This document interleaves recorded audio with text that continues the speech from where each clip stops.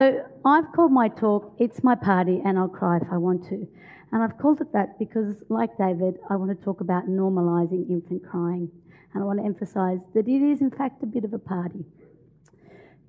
At the end of this talk, what I'd like to have achieved is that you have reframed your approach to this, and so that next time you see the triage that says infant crying, parents concerned, blah, blah, blah, blah, you don't put your head down and pretend that you have 50,000 jobs to do and hope that your colleague picks up the next patient. In fact, that you take this patient and you go forth and you conquer and you change this family's world. If you take anything from this talk, what I want you to talk is that your job as a healthcare professional is actually to identify the sick and to calm the panic.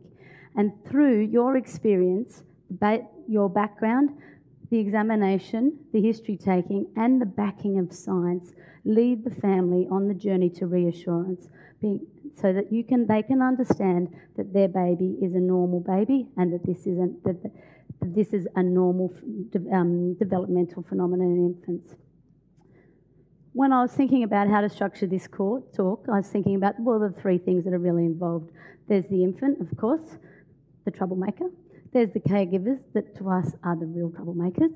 And then there's the crying. Now, if any of the infants in the audience would like to provide some soundtrack, by all means, feel welcome. And then that would, in fact, help us to understand how troublesome this can be for some families. So let's start with the story. It's 10:15 on a Monday evening. Now, I don't know about you, but Monday nights in our emergency department are generally horrible. I don't know what it is about Monday. Well, in fact, we do know what it is about Monday, but they're generally horrible. It's 10:15, you haven't had any dinner, and you are counting down the seconds till the night team arrive. You're asked by a very nice nurse to see a little baby who's been in the waiting room for 2 hours. He was given a CAP4. He's been crying, and his parents are convinced that he has something wrong, that he's got abdominal pain. He weighs, you notice on the triage that he's 5.8, and he's had his 6 kilos, and he's had his 6 weeks immunisation, and he's on omeprazole. You also notice on the triage note that they say he is asleep and settled at triage. So off you go. You think, right, taking it for the team, okay, knowing that you've kissed goodbye to the next hour of your life, and you're going to miss handover. So you walk in there, washing your hands, introduce yourself to the family. You see that Dad's holding baby Oliver, who's a very chubby, vigorously crying individual, and that Dad is, trying to calm him down. Mum is quietly crying in the corner. Grandmother stands up immediately and meets you with mild hostility and says that they are not leaving until you find what is wrong with the baby. So we all know this is the heart sync consultation, okay? The heart sync.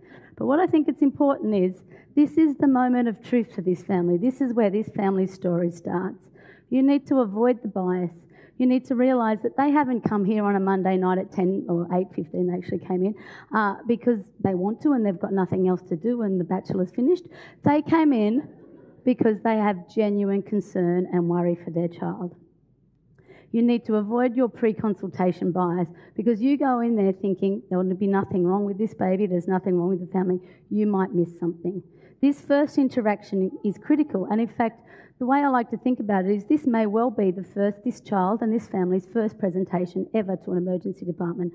So it's the beginning of their ED story. And every subsequent presentation may well be flavoured and changed by the way you approach this. And if you think that grandma's cross now, you wait what she'll be like in 3 weeks' time when you've palmed them off. So raise up your heart, pick up the baby, and off you go. So when I was looking at crying is a very interesting phenomenon. I must admit that I went fairly far down the linguistic rabbit hole of what crying is all about. But crying is basically the only noise that babies can make. Thank you. And crying is the word in English, is the same word, exactly the same word that we use for any form of external vocalisation of stress, be it from incredible psychological or emotional pain or even joy. There are languages, however, where the word crying, the noise that baby makes, is not given a literal translation of crying. So there's some languages where it's referred to as cooing or calling or meowing or other animal noises. And when you look at this, you wonder, is there any wonder that we automatically attribute pain and distress to babies who cry when we have a sort of a linguistic bias to do so? Crying is a very strong and powerful signal. All babies cry, all people cry. And as I say to parents, babies cry because they can't use their words, they can't politely ask or impatiently demand. So crying is a very effective tool. It's loud. So the average infant cry has been measured at between 99 and 122 decibels. Now, when you consider that the pain threshold, which is a jet plane taking off, is 122 decibels, a rock concert is 120 decibels, and that the loudest human noise made is 129 decibels, you've got to remember that's a pretty loud and pretty noxious stimulus. Is it any wonder then that persistent crying is one of the most predictive factors for abusive head traumas in children? Crying automatically stimulates various parts of our brain and our endocrine and neurophysiological systems to call us into action. There was a recent study published, and I read it in The Guardian, I'll be honest,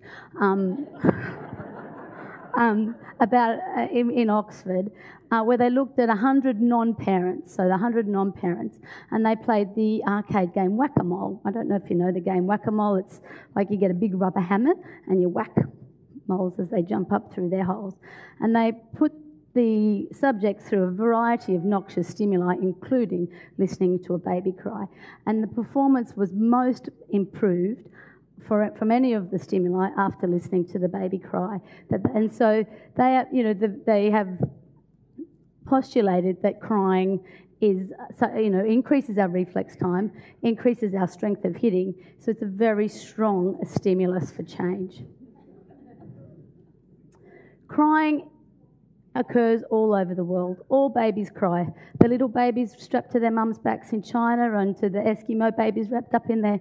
Every baby has been documented to cry. And in fact, it's not only human babies that cry, other mammalian species and birds. Have you ever heard a baby bird crying? They're really noisy. So all animals as infants will cry as a way of getting attention. So, across all cultures, this peak of crying is the time that David described between 2 and 12 weeks. And it also corresponds with the time where they turn from a red, angry little nothing to a smiling, beautiful little 4-month-old. And that's a huge transition. That's a lot of skill for them to learn. So crying corresponds with the time when they have this huge leap in their neurodevelopmental development. And I often like to say to parents, they often get unsettled before they learn a new skill. You have to give them some positive, and it doesn't matter. You can say, sometimes people think that crying babies are going to be really smart. You have to give them something. So all babies will cry between 2 and 12 weeks. About 20% of babies are defined as being excessive cries. So, by definition, if it's 20%, it's probably normal, isn't it? So excessive crying is described as being for more than 3 hours a day, for more than 3 days a week, for more than 3 consecutive weeks. And that's about 10 to 20. Now, there are some risk factors for the report of excessive crying. The most positive predictive risk factor for the report of infant crying is actually sitting in this room. It's mothers of advanced maternal age with high levels of education and breastfeeding. Okay, that's for the people who report high infant crying. There's also some reports, there's also some studies that look at the use of antidepressant medication pre and during pregnancy in terms of increase of reported crying, social disharmony and familial breakdown, and 2 of the other big things. So this brings us to the colic conundrum, and I like to call it this because is colic really a thing? So in 1954, the American paediatrician, Dr. Wessel, just looked at these babies, and I've read his original paper, and it's quite interesting, and we can no longer do studies like he did them. We can't give barbiturates left, right and centre to everybody, although tempting as it might be.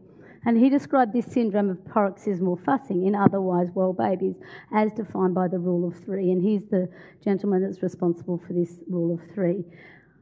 He observed these babies and over many weeks and months, and in fact years, and came up to describe that they all looked the same, that they were crying, red face, drawing their legs up, appeared to be bloated in their belly and passed a lot of wind, essentially, and that it was a very marked diurnal rhythm, so that they were much worse in the afternoons than they were in the morning.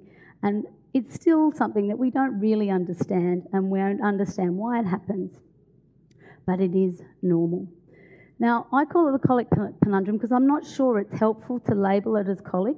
People look at it as a label, and because of the word colic, and we use colic for renal colic and colicky abdominal pain, then I think it automatically gives it a pathological meaning. It automatically associates it with the gut, and we don't even know that it's anything to do with guts.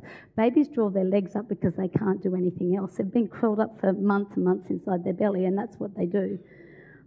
So if you are to give somebody a diagnosis of colic, well, it might help some people, but it does need to be associated with a very good explanation that, in fact, colic is a normal phenomenon. So, how do we know which babies are going to cry? So, there's this study that they looked at in, this is a German study, I think this one. And they looked at 1,865 babies, and of those babies, this is a retrospective study, they were ringing them for all sorts of things, and they got lots of information from them. But of those 1,865 babies, 83% of them were identified as being pretty happy babies, that they did not fulfil criteria for excessive crying, and so they were happy babies. About 17% of those babies, so about 304 of those babies, were identified as being irritable or crying babies. About 60% of those babies stopped crying by 3 months. So by 12 to 14 weeks, those babies were happy, smiley babies. About another 20% of those babies continued to cry and be fussy and hard work until they were about 6 months, and then they turned into happy babies. And about 47, which is 2.5% of the total cohort, continued to be grumpy babies, and that after they had persistent crying that lasted for more than 6 months. Now, these babies were found, follow up at 1 year and at 3 years, to be 9 times more likely to have coexistent feeding and sleeping issues at 1 and year 3 follow-up. But what we can say, if to the one patient that we're seeing, is that you're much more likely to be in the 83% of these babies, and that, you know, the vast majority of your babies, these babies will stop crying. So how do we work it out? Well, like most things, it's all in the story. Now, I'm a big believer, and I've worked with quite a few people in this room, and they know I like to carry a baby around. I'm a big believer in holding the infant as you do the consultation. I think it has many positive fallouts from that. I think the parent then can relax, they can listen, they don't have the screaming baby in their ear. I like to think of myself as a bit of a baby whisperer, but I also do think that you get a really good feel of the tone, the demeanour, the consolability of the infant. And I think it's a really good thing to do. It's a bit hard now, we're all electronic, and I'm not very good at typing and balancing a baby on my hip, but when you're holding the baby and you're talking, it's really important to take an extremely detailed history. It's almost like a forensic type history where how, who, when, where, what. So you need to know everything about the feeding, what type of feeding they're doing, what's the weight gain doing, when's the crying, what have they done about it, who have they seen, you know, who lives next door, etc. You need to make an extremely detailed history. Because that's where you'll pick the wheat from the chaff, that's where you'll find the kids that follow the red flags that David talked about, and luckily our red flags match. When you examine the baby, so it's really important once you've taken a really thorough history that you do a full examination. Now, plenty of these babies have been to their GPs before, and I don't have a hat on, but if I would take it off many times to all the GPs, because I do not know how they ever do anything in 10 minutes. Because I know, as I've said, I've already kissed goodbye to an hour of my life to deal with this. But it's really important that you take a really thorough examination. And that includes a full set of observations, including blood pressure. So it might be the only time that the infant has a blood pressure. And if you're going to find something, you might find it there. And we have machines, and machines are really reassuring to people. Like you put a SATS probe on, that's really reassuring. I love saying that number 99, that's the best you can get. That's the best I've seen all day. But, you know, very reassuring. Okay. So when you do the examination, it needs to be systematic. You need to expose the baby. You can't, you know, maybe not all at once because then they'll just scream, but you need to see every little bit of skin. So looking from the top to the toe, and there's the "it cries" mnemonic has been used before. So to not forget anything, thinking that we're looking here for any red flags, any reasons why these babies are crying. Things like a tourniquet, a hair tourniquet. I don't know if you've ever seen a hair tourniquet on an infant before. I certainly have. Seeing we're all friends here, I can share a story. I once in Birmingham in England had an infant that was just crying, and had a high-pitched, just a proper pain cry. So I thought, I was an SHO, very keen to do everything. Did the bloods, did the urine, did the this. I thought, I'm going to have to lumbar puncture this baby. Great. So did this lumbar puncture, cleaned the baby's back, did everything, did the lumbar puncture, got a bit of betadine on his socks, pulled his socks off, saw one of mum's hairs wrapped around his toes. So was very confidently able to go into mum and say, great news, your baby doesn't have meningitis, and they've stopped crying. But if you don't look, you don't miss. And have I ever not taken both socks off again? No. Okay? Same with fluorescein. You do feel pretty stupid when the radiographer tells you that baby's eye seems to be watering as you've sent them round for their ultrasound for their intussusception. Look in their mouth for thrush and for burns. So bottles, hot bottles can cause burns. And I always talk about this because this is something I once saw a baby that everybody had commented how beautifully big this baby's eyes were. And in fact, this baby had bilateral congenital glaucoma. So just be aware of these little things that can hide. Things to watch out for. Well, luckily, as I said, my red flags match up very nicely with David's. You'd think we were both paediatricians. It's always important to take the history. Is this an acute onset? So did this happen today? Is this a new thing? If you have a very reassuring history that this baby is happy in the mornings and grumpy in the evenings and has been like that for the last 3 weeks, that's very reassuring. But if it's in an acute onset that yesterday they were happy and this morning they were happy and bang, now they're not happy, that's a different story. Are they consolable? So can you console them within the emergency department?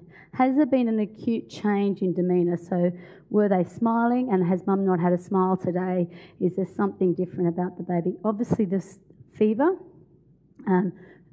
obviously the presence of bruising and weight loss. Weight loss is always a red flag in infants. And if you have identified any immediate safety concerns for this family, that's also a red flag. So what do we need to do? Well, luckily people have looked at this. And so do we need to do any tests? Well, no is the answer, essentially. So in 2009, Dr. Friedman and his friends had a look at 237 crying babies, and they found in their nose about 5% of those had a serious underlying cause. And that was, the vast majority of them, that was urinary tract infection, and a few others that was things like scratches, anal fissures, and they caused those serious underlying cause. Of all of those that had a serious underlying cause, 2 of them, so it's 0.8 of the total, had the cause found with only the test. So a normal examination, normal history, and the test added the money shot. So that was 0.8% of the total cohort, and they were both urinary tract infections in babies under 4 months old. So the bottom line for this is that in a thriving, well-appearing infant, urine test isn't the only test that you may be required. Now, I put that in carefully because we all know it can be difficult to get a good, clean catch urine. And if you really want a urine, you have to be prepared to go down to follow it to the natural progression of an invasive urine. So if you're not prepared, you are not worried about this baby enough to do a catheter or an SPA urine, then you probably should not be doing it. So what do we do? Well, it's all about the talk, isn't it? It's all about the reassurance. But what we do have is we do have science on our side. So I like to say to the parents that we know we don't need to do any tests because someone else has already done all the hard work. Someone else's baby already had a blood test they didn't need, so your baby doesn't need to have a blood test they don't need, or something like that. It's not something we've made up, it's actually science. We have science. I think that if you do your examination as thoroughly that, and I call it a driving test examination because I think it's a little bit like when you're doing a driving test. I'm going to have to turn like this because I can't turn my neck. But, you know, I'm looking over my shoulder, and I think if you do an overtly, almost a dramatic kind of examination of the baby, which is witnessed by the parents, that is vastly reassuring to them. okay? You need to let them know that there's no quick answers and reassure them that it is normal. In terms of the dietary manipulation and role for meds, etc., as David said before, there is some evidence for the use of partially of hydrolyzed formulas, but I think they have a real limited role from the emergency department. I think if you have the family that turn up in desperation, exactly what was discussed before about them having a trial of an over-the-counter product but not providing them with a prescription, because there's no going back from a prescription and the stuff tastes so horrible they won't drink it anyway, and then get organising follow-up. There's no role for commencing PPIs at all in the emergency department, or lactose-free formula or anything else. There is a role, however, for organising follow-up, and we should all be aware wherever we work what the community child health centres in our area offer and what is available to these families, and if possible leave them with some written discharge about when they should seek help. So let's talk about the caregivers. So really, we all knew from the second we walked in that the patients was not the cute little chubby baby, that the real patients here are the caregivers. Now, it's exhausting to have a small infant, and you know, I think actually being an emergency physician prepares you pretty well because you're pretty used to sleep deprivation, but for lots of people it's a massive shock. It's not what they expected whatsoever, and it takes a lot of getting used to for people. Now, it's really important when you take a history from them that you take a really specific history about them as well. What's the function of the family like? Is there any risk factors? If you can, take a mental health history, a drug and alcohol history, a domestic violence history. You might need to separate the parents to do that, or you might need to ask someone else. And if you identify obvious stresses within the family, sometimes it's nice to get someone else in to do that. And lots of departments have social workers that are very happy to come in and take a history from a family and offer support. And if you normalise and you say that this is a very vulnerable time for most people, and we've got some social workers that would like to have a chat to you, that will take away the stigma of calling the social worker. The other thing that's really important to do is to take a really good history and be absolutely non-judgmental, so that if there is anything that is of potential risk to the baby, they are likely to confide that into you. So we know that excessive crying is a risk factor for head trauma in infants. And therefore, it's really important to ask the question, how they're going. Do they think they have any issues with a postnatal mood disturbance? How's their mood going? And had they had any thoughts of harming themselves or the baby? Now, postnatal depression is very common.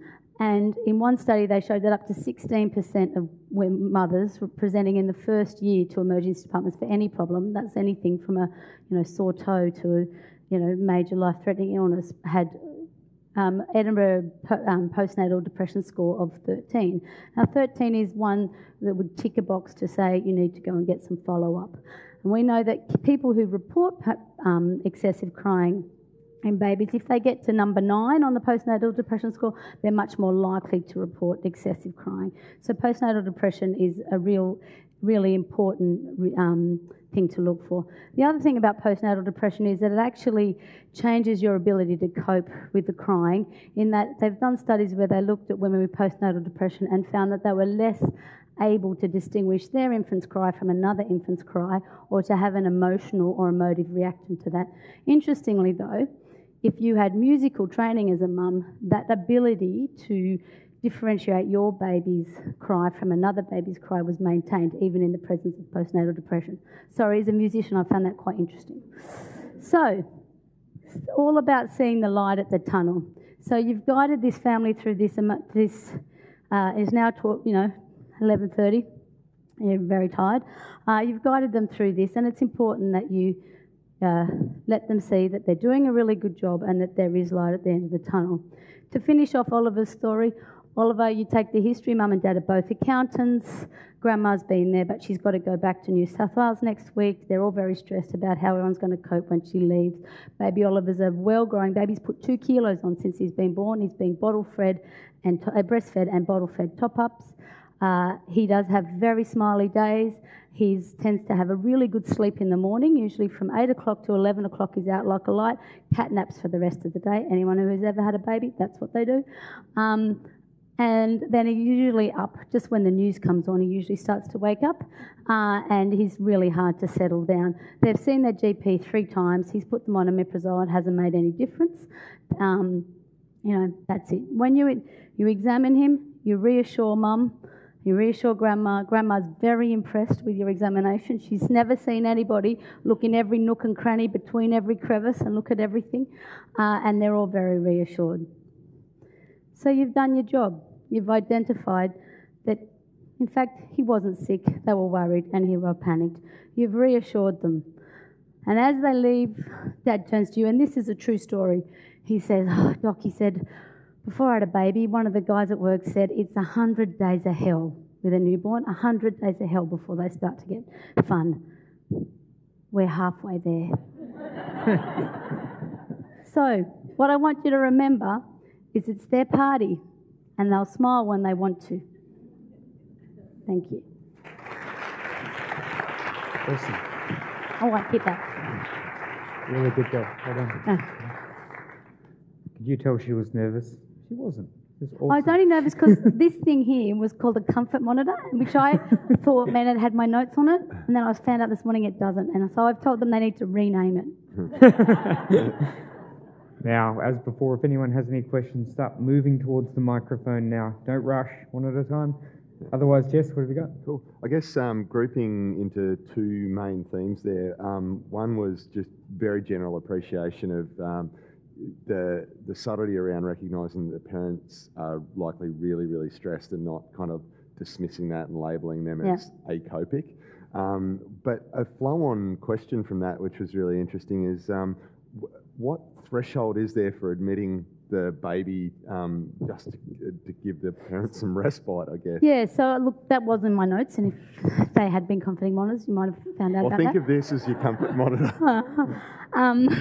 So look, I think that it's it needs to take an hour, because I think they'll be back if it doesn't take an hour at least. So I think this is at the beginning, because they've got all the way to the emergency department and our place paid for parking and all the rest of it, and then they sort of deserve a bit of your time.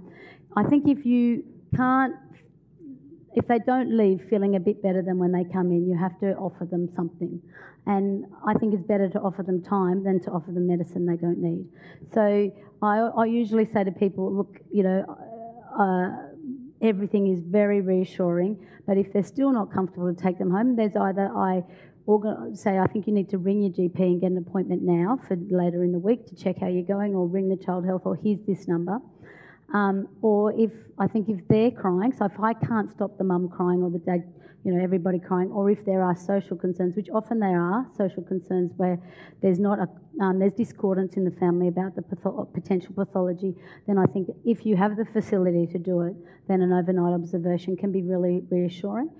But not many places have the facility, and they come with a downside because they, in our place anyway, it's an open short stay observation ward, and this is a small baby that may or may not have had any immunisations, and so it's not ideal. But I think if you can't, we used to have a nurse at the place I used to work at, and I used to think, if she can't calm them down, I'm admitting them. So if you can't calm them, then I think you have to open your mind to that concept of an admission. Sure. As a parent that's been admitted to an acute ward, it's not a good place to get a rest. No, it's not, is it? Terrible. No. It's like worse than an airport. Yeah. And I guess the other couple of questions that are really similar was looking at the association between grandparent involvement and parental anxiety. So I did have a grandparent slide, and look, it's interesting because it was only a couple of months ago when my mum was up, and one of my sons was a bit rude to me. But my mum turned around and said to him, "Do not talk to my little girl like that." And it really was like a light bulb moment for me that actually grandparents have 2 sets of family in there. They've got two sets of patients in there. They're worrying about their kids. They're worrying about their kids' kids. I couldn't find any studies looking at whether there was an inverse or not relationship to the number of people. I think our intrinsic thinking is the more people are in the room, the less likely there is to be a problem. But I don't think that's never been studied. I think I try to rally with grandparents and try and get them to be practical support if I can. Like, you know, who can do what? Can you stay with them tonight? Can maybe the baby sleep in your room tonight and, you know, mum get some sleep? Yeah. Excellent. Yeah, we've got plenty. Any other questions? We've still got a bit of time.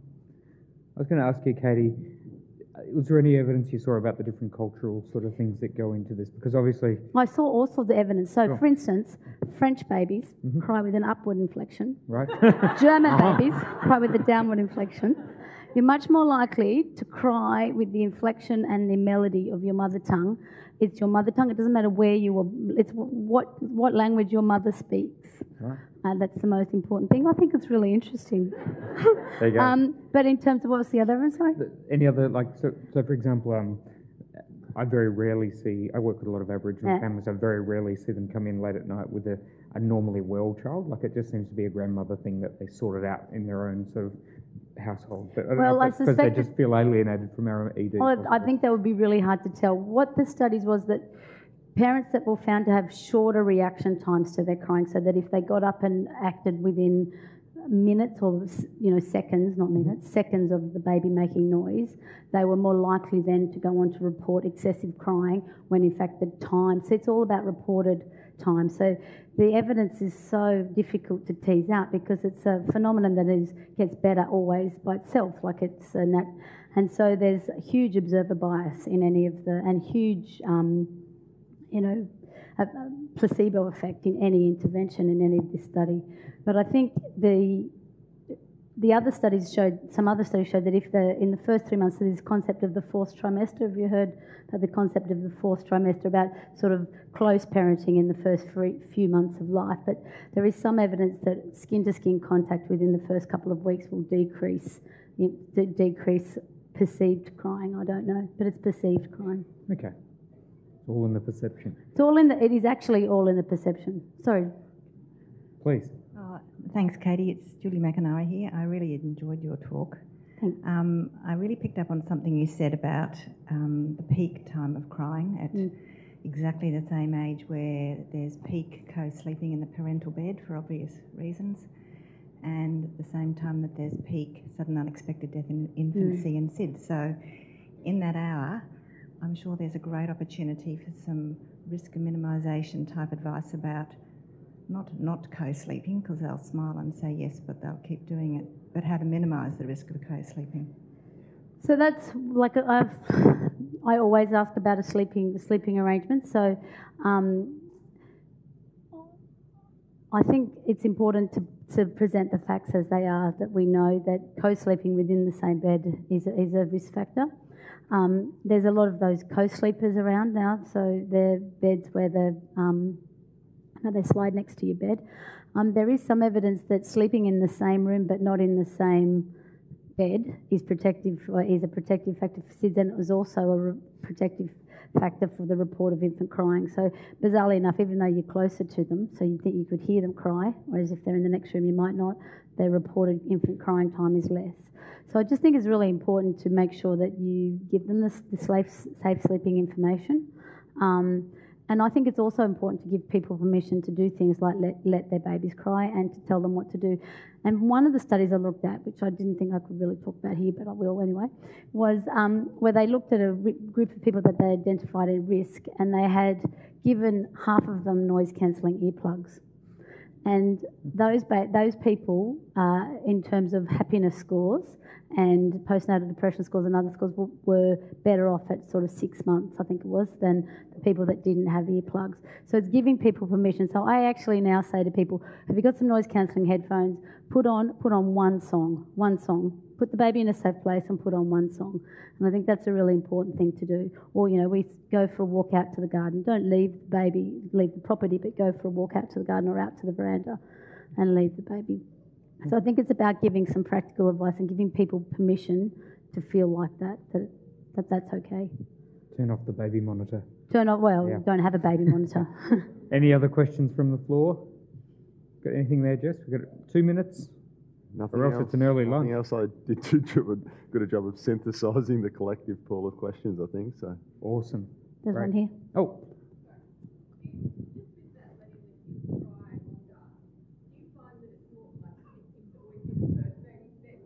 So that's the other risk factor. So risk factor, the other. So I'll just repeat the question sorry. for the video. So do you find that it's the first baby?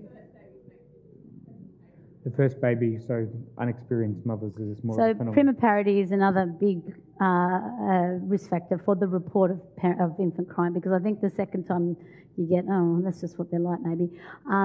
But yes, so first baby. So you have to be careful. I have the pleasure of also doing the complaints portfolio in our department, and I've recently had a complaint of a woman who was really insulted that 4 people in a row asked her if it was a first baby, like it was like we were insinuating that she didn't know what she was doing.